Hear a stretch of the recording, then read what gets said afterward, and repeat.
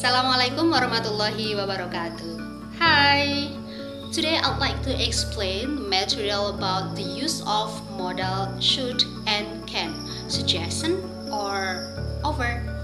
Nah, hari ini saya akan membahas materi tentang penggunaan modal should dan can. Ini merupakan suggestion atau offer. Nah, di sini saya akan membahasnya. Materi ini merupakan materi bahasa Inggris wajib kelas 11 semester 1. Okay, now let's begin. Should and can belong to modal. We can use them to express suggestion and offer. Dari kata should dan juga can ini termasuk ke dalam modal.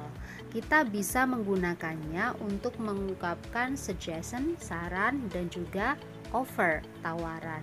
Nah, kapan should dan can itu masuk ke dalam ungkapan suggestion atau saran, kapan masuk ke dalam ungkapan offer atau tawaran? Kita akan membahasnya di sini. Mulai dari yang pertama yaitu should. Should sendiri itu artinya harus atau seharusnya. Should is usually used to express suggestion, recommendation, or advice. Jadi kata should ini biasanya digunakan untuk mengungkapkan suggestion, saran, recommendation, rekomendasi, or advice atau nasihat. Polanya di situ ada should kemudian ditambahkan dengan base verb. Nah, base verb ini merupakan kata kerja pertama yang dasar.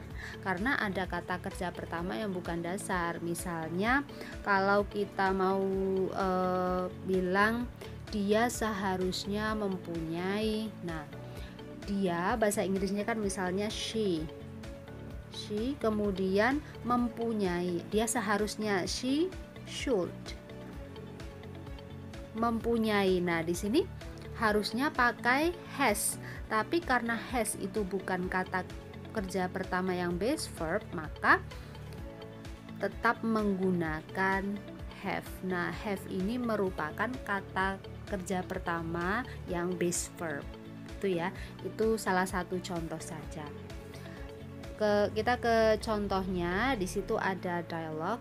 A bilang, "What should I do to get the good score?" Kemudian yang B menjawab, "You should study harder." Artinya, apa yang seharusnya saya lakukan untuk mendapatkan skor yang baik? Kemudian B menjawab, "Kamu seharusnya belajar lebih giat." Atau kamu harus belajar lebih giat.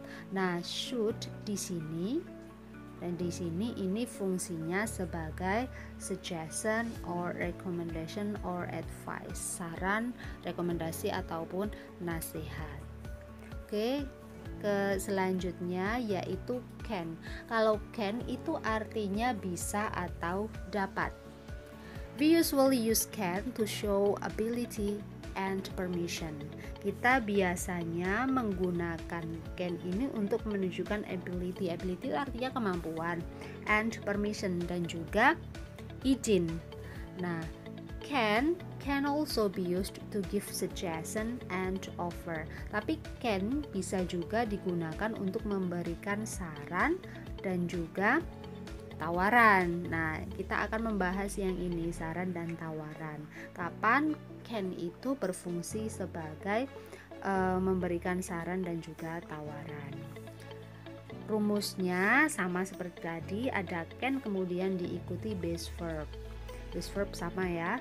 Next ke contohnya. Di sini ada dialog.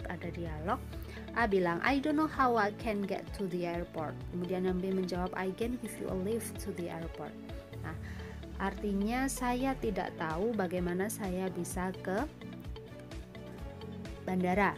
Kemudian yang B menjawab, "I can give you a lift to the airport." Saya bisa mengantarmu ke airport. Saya bisa memberi tumpangan padamu ke airport intinya. Nah, ini saya bisa memberikanmu. Berarti ini fungsinya sebagai offer atau tawaran. Saya tulis O di sini ya. Kemudian kita lanjut ke contoh yang selanjutnya, yaitu di situ ada dialog juga. A said, yang A bilang, what can I do to be slim? Kemudian yang B jawab, you can exercise regularly at the gym. Artinya apa yang bisa saya lakukan untuk jadi langsing. Kemudian yang B menjawab, you can exercise, kamu bisa olahraga dengan rutin di gym.